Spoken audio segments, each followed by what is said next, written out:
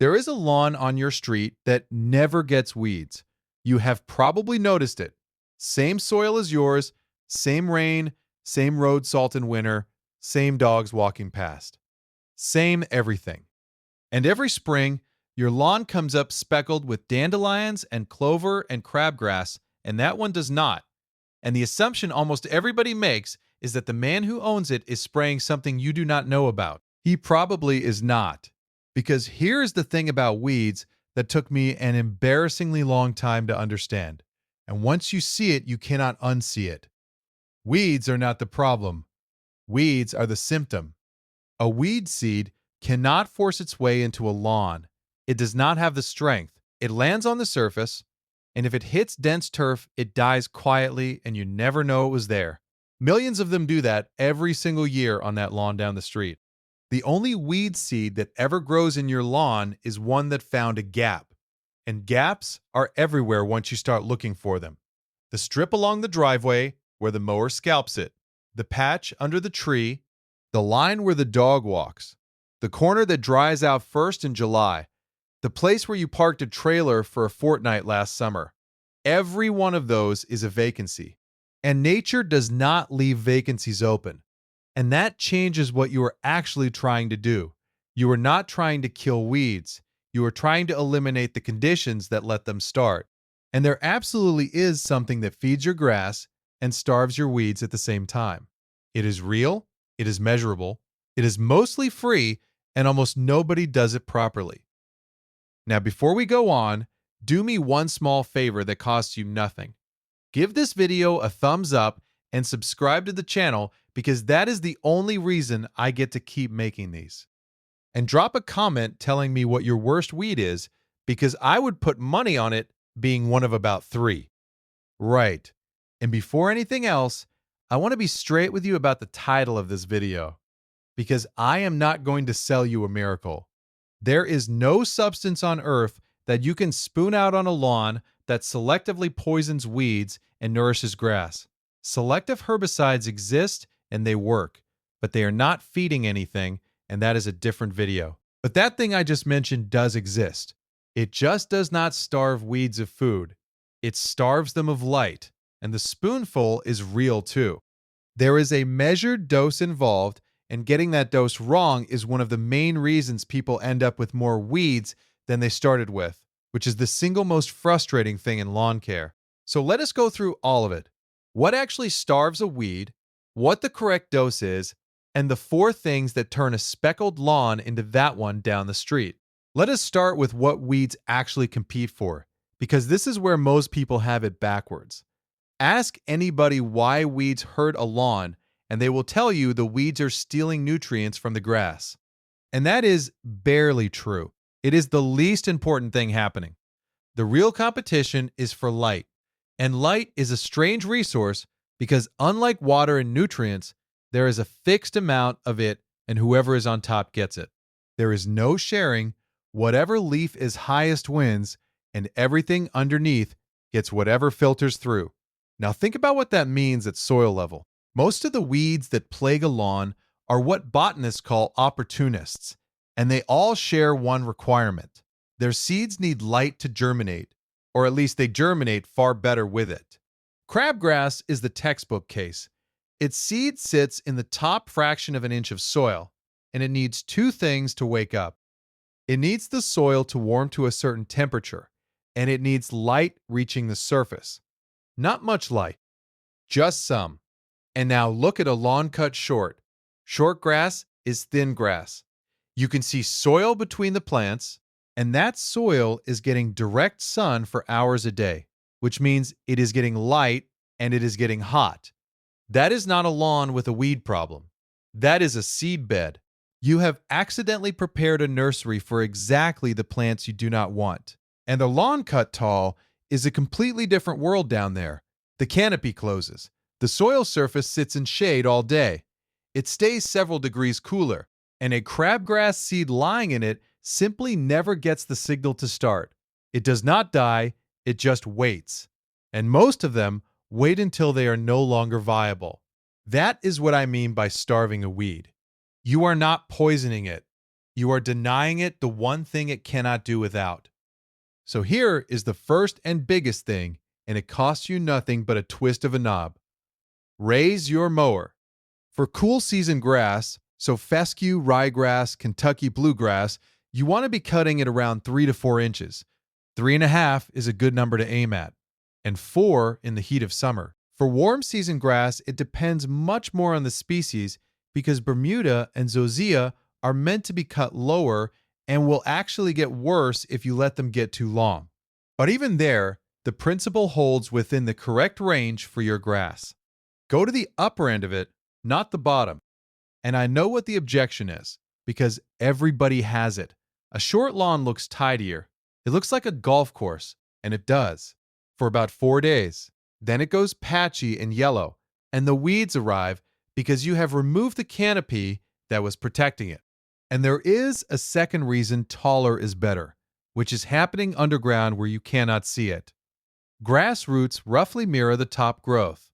A plant cut short holds short roots. A plant left taller can sustain a deeper root system, and a deeper root system reaches water in a dry week when a shallow one has already run out. So the short lawn browns first in July, and brown thin grass in July is an open invitation for late season weeds. One mowing rule to go with it, and this one matters.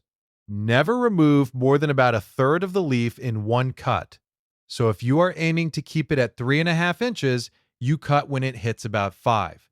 If you let it run to 7 inches and then take it down to 3.5, you have removed half the plant in one go, and it will go into shock, go yellow, stop growing for a fortnight, and thin out, which opens gaps, which brings weeds.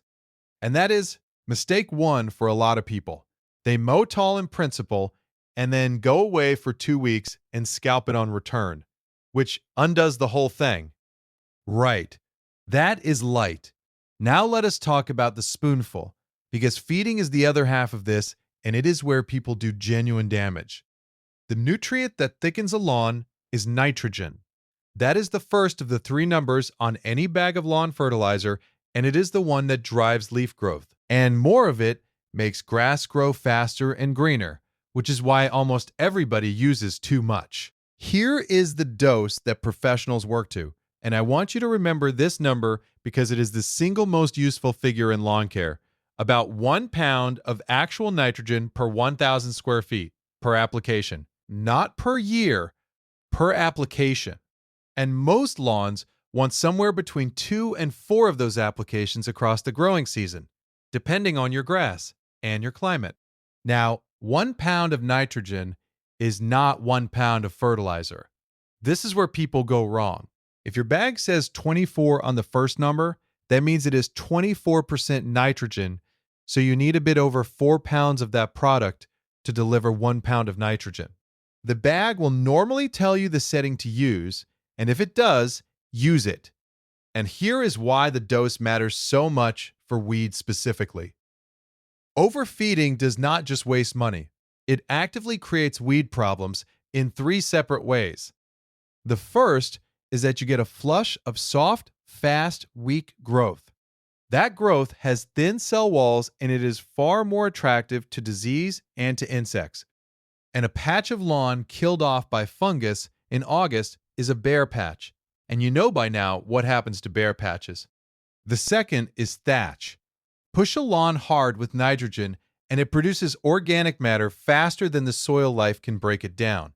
And you get a spongy layer that holds water at the surface and stops the lawn rooting properly. And the third is the one people never think about. Fertilizer is not selective. It does not know which plant is which. If you have weeds in your lawn already, and you throw down a heavy dose of nitrogen, you have just fed them too. Some broadleaf weeds respond to nitrogen more enthusiastically than grass does. So the goal is not to feed as much as possible. The goal is to feed the correct amount at the correct time so the grass thickens and closes the canopy, and to avoid feeding so much that everything else benefits equally. And on timing, here is the part that surprises people the most. So listen to this one carefully. If you have cool season grass, the most valuable feed of the entire year, is in autumn, not spring, autumn. I know spring feels right. Everything is waking up. The lawn wants to grow, and it is when the shops put the fertilizer at the front of the store. But a heavy spring feed mostly produces leaf, which you then cut off and throw away. And it produces it at exactly the moment weed seeds are germinating, so you are fertilizing them too. In autumn, the top growth is slowing, but the soil is still warm, and the plant puts its energy into roots and into storing carbohydrate for the winter. That is the feed that gives you a thick lawn the following spring, before the weeds have even started. If you only feed once a year, feed in autumn. For warm season grass, it is the other way round because those plants do their growing in the heat. Their main feeding window is late spring through summer, and you want to stop feeding well before dormancy. Right. Now let us deal with the product that the title of this video is really pointing at, because somebody is going to bring it up in the comments and they deserve an honest answer. Corn gluten meal. If you have looked into organic weed control at all, you have run into this. It is sold specifically on the promise in this video's title. It feeds your lawn and it stops weeds. And it is not a scam. There is genuine science behind it, and the story of how it was found is a good one. It was discovered by accident at Iowa State University in the 1980s. A researcher was studying a turf disease and using cornmeal as a growth medium, and noticed that grass seed was not germinating properly where it had been used. That turned into years of proper research.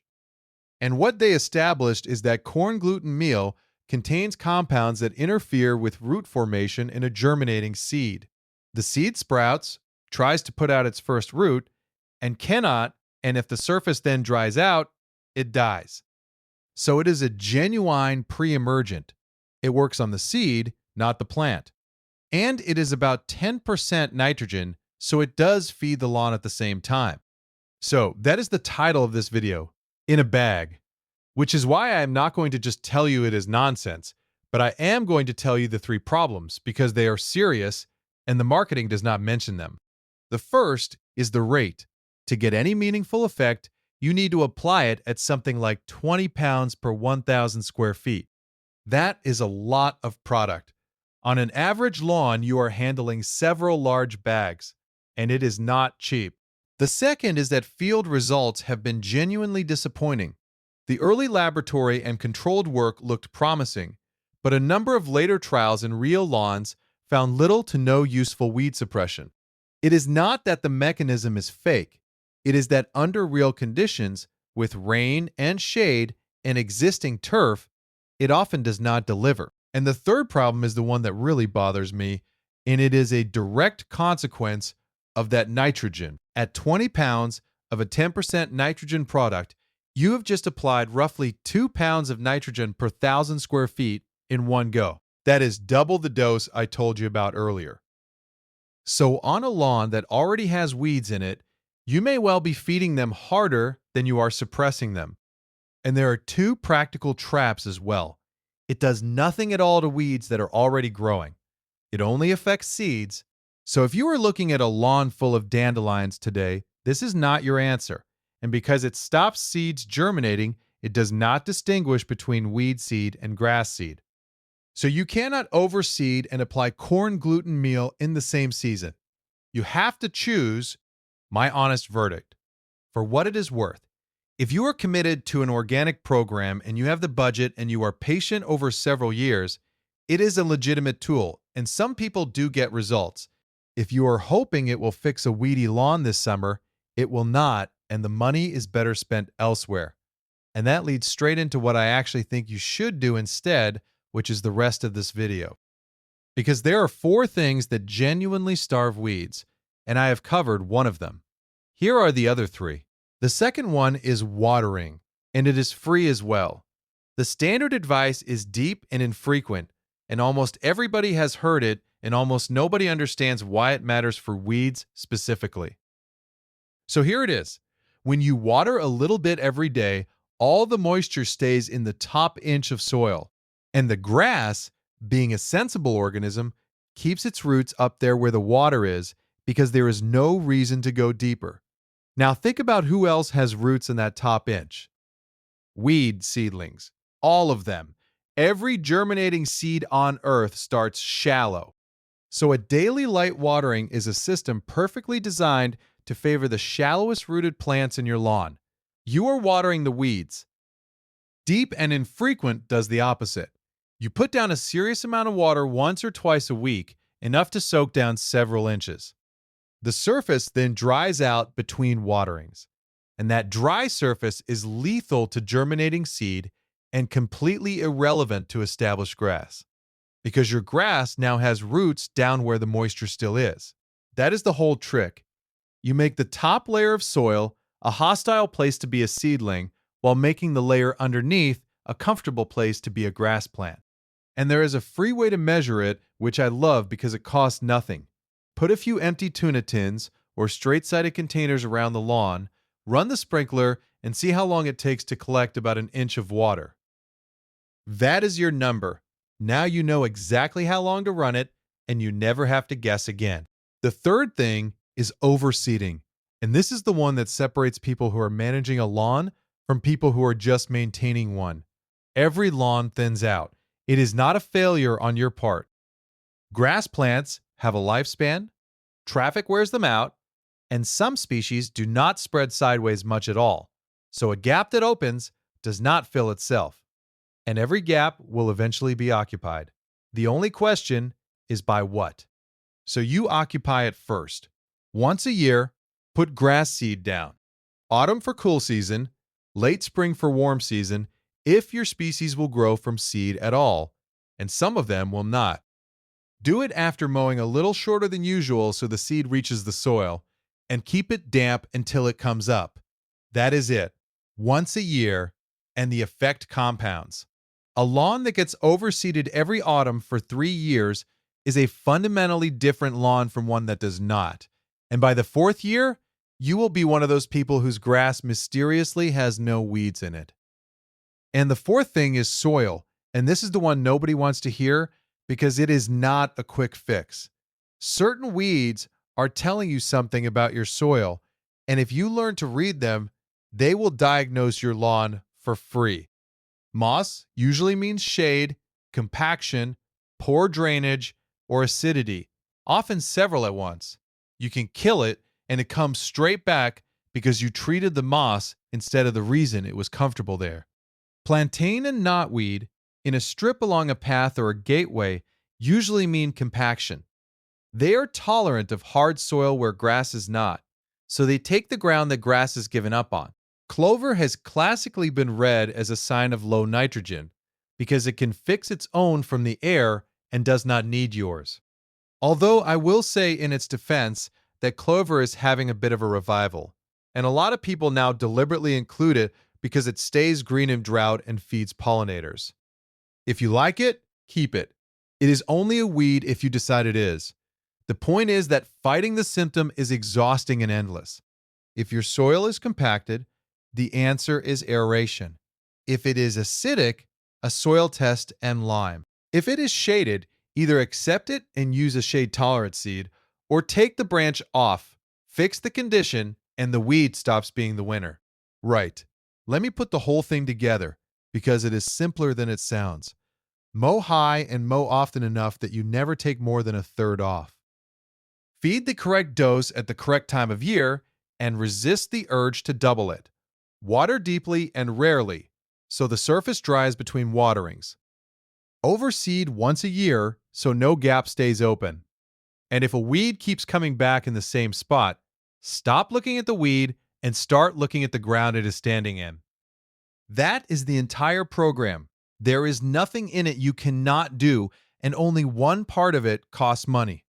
And now let me come back to where we started, because I want to close the loop on that lawn down the street.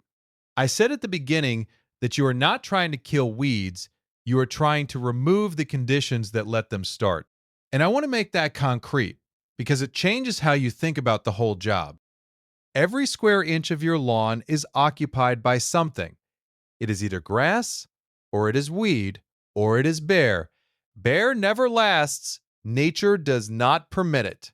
Something will move in, and the things that move into bare ground fastest are by definition the fastest colonizers, which is exactly what a weed is. So there is really only one long-term question in lawn care, and it is not which product to buy. It is whether the grass is winning the race for every square inch or losing it. And everything I have described in this video is just a way of tilting that race. Taller grass wins the light, deeper roots win the water. Correct feeding wins the growth rate. Fresh seed wins the empty ground. The man with the perfect lawn is not fighting weeds. He is just running a lawn where weeds never get to start. And one last thing, which is the most useful sentence I can give you, and is going to sound anticlimactic after everything else. Be patient with it. This is a slow program. You will not look out of the window in 3 weeks and see a transformation. What you will see is that next spring, there is noticeably less of it, and the spring after that, less again, and one day you will realize you have not thought about weeds in a while. That is what actually happens. It is not dramatic, and it does not photograph well, which is precisely why nobody sells it to you. But it is the only thing that has ever worked permanently, and it works on any lawn, in any climate, for anybody who is willing to give it 2 seasons. And if you found this useful, I would really appreciate it if you left a comment telling me which weed gives you the most trouble and what part of the country you are in. Because the answer genuinely changes depending on where you are, and I read all of them. And give the video a thumbs up and subscribe if you would like more like this. Thanks very much for watching all the way to the end.